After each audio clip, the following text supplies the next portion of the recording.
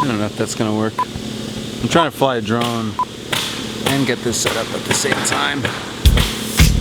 Might be a little better. In the background, there's a lot of construction.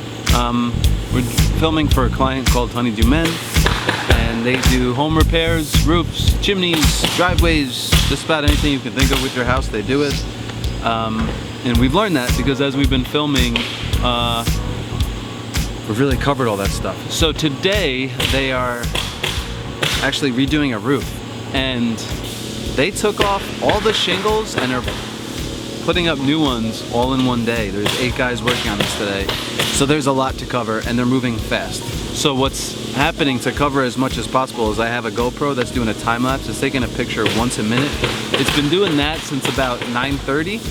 I think up to now it's about 300 pictures. So that's gonna look like a really cool time lapse when that's all done.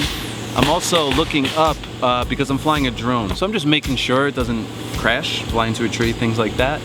And then I have this camera. So this is the 3rd camera. I just spun it around for a minute. Sometimes I run up on the roof and get like detailed shots of them banging in a nail, you know, so we can show the logo, because that's always important when you're doing videos.